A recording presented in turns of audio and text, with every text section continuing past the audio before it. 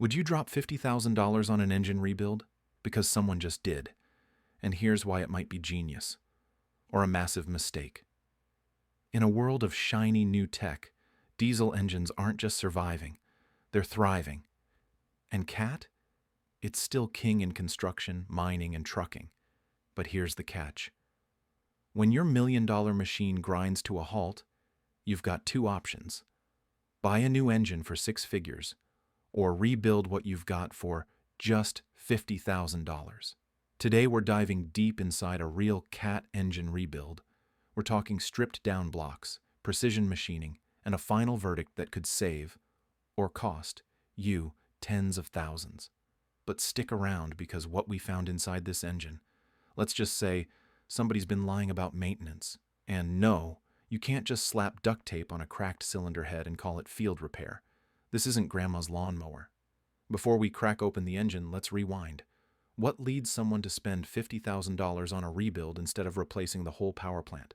The answer might surprise you. The build. Deep dive into the rebuild. Approx 400 words. Rebuilding a CAT engine isn't just about wrenching, it's about strategy. You're playing mechanical chess with 2,500 pounds of iron. This particular job? A CAT C15, a 15-liter beast used in heavy-duty semis and dozers. It had over 18,000 hours on the clock. That's like driving to the moon and back. First up, tear down.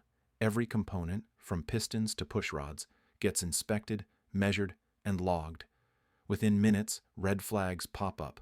Cracked liners, scored camshaft lobes, coolant corrosion in the oil galleries. Not good, but not terminal, yet. Then they pull the head, and what they find changes everything. There's pitting across the cylinder head, signs of cavitation. Translation, someone skipped coolant conditioning. That oversight alone could have scrapped this engine permanently. But here's where the magic happens. Skilled techs bring it back from the brink. The block is resurfaced and decked. Crankshaft is micro-polished. New bearings, injectors, pistons, and turbo installed. The parts alone, nearly $30,000. Labor? Around 100 hours at $175 per hour. And no, they're not just replacing parts. They're restoring tolerances to factory spec, or better. If only gym memberships worked like this, tear me down, rebuild me, and make me run like new. So all in, $50,000. But the big question isn't what they did, it's whether it was worth it.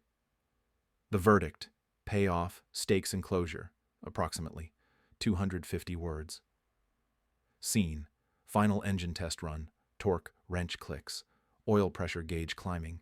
Post-rebuild, the CAT roars to life with near zero blow-by, clean emissions, and compression numbers even better than when it rolled off the factory floor.